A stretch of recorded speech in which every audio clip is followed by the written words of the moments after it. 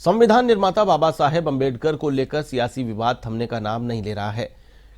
कांग्रेस अमित शाह द्वारा की गई टिप्पणी को लेकर बीजेपी के खिलाफ देशव्यापी आंदोलन करने की तैयारी कर रही है। कांग्रेस 24 दिसंबर को देश भर में बाबा साहेब अंबेडकर सम्मान यात्रा निकालेगी। कांग्रेस प्रवक्ता पवन खेड़ा ने प्रेस कॉन्फ्रेंस करते हुए कहा, नरेंद्र मोदी और अमित शाह को 2024 के चुनाव में जनता ने जो धक्का लगा उससे ये लोग संभल भी नहीं पा रहे हैं। न्यू पार्टी एक नया दौर हमने देखा। भैया शांत हो जाएं।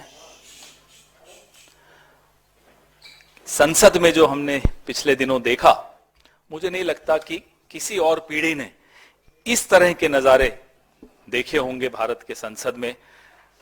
प्रधानमंत्री जी की आदत है कहने की न्यू इंडिया, तो न्यू इंडिया के न्यू पार्लियामेंट में जो वारदातें हमने देखी, उससे एक चीज समझ में आती है कि ये जो धक्का मुक्की का प्रकरण चल रहा है,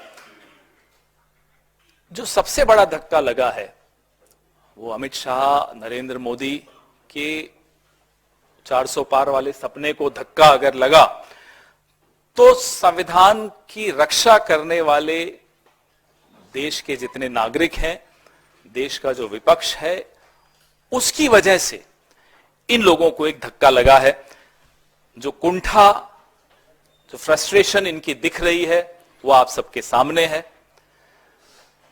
और जिस संविधान ने मनुस्मृति की धज्जियां उड़ा दी, उस संविधान को बदलने का इनका सपना टूट गया। हम सब ने मिलकर तोड़ा, आप सब ने मिलकर तोड़ा। ये आघात अमित शाह और नरेंद्र मोदी नहीं झेल पा रहे, नहीं समझ पा रहे, नहीं संभाल पा रहे। और इनकी एक आदत है